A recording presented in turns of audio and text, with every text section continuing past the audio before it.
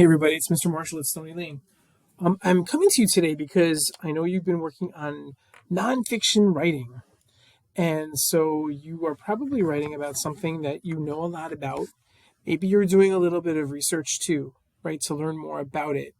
And sometimes what happens is, we start writing and then we get stuck because we kind of realize, gosh, I don't know what else to say, right? Does that happen to you? So one thing that you want to do is you want to do what we call nurturing our idea a little bit.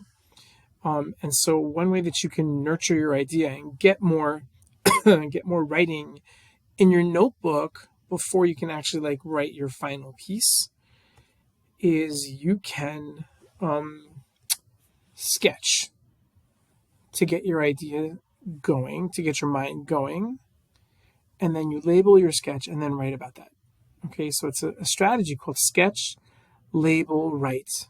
Label, write, label, write. Okay, so let me show you what I mean.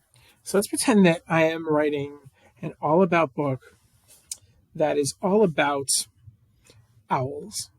Okay, all about owls. Watch, I'm going to sketch an owl before I start.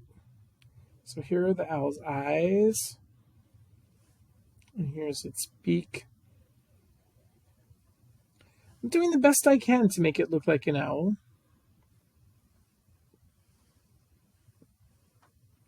It's not perfect. It's not exactly like looking at a photograph, but I think it's pretty good.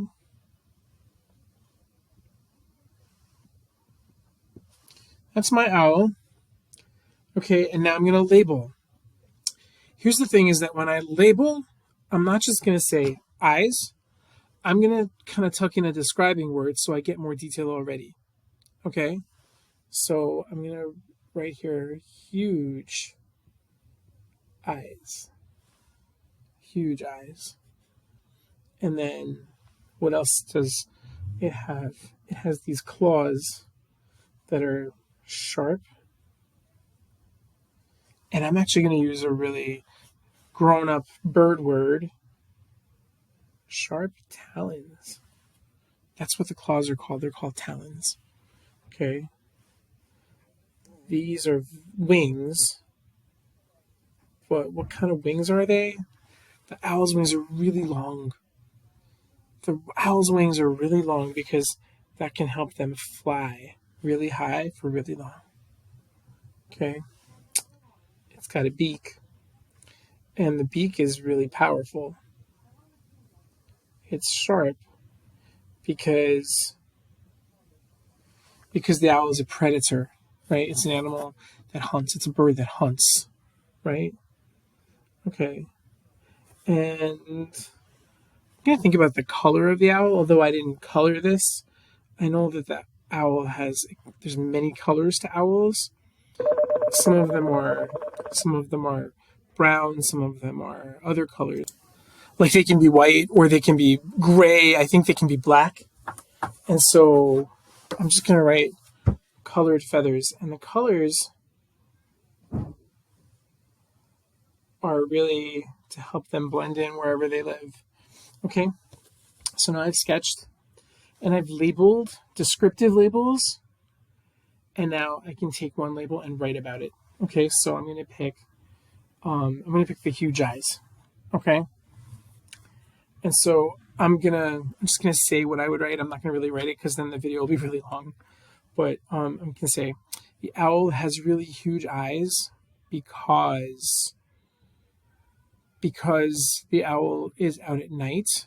It's a nocturnal animal, and the owl uses these big eyes to get in as much light as possible so that it can see where it's going, right?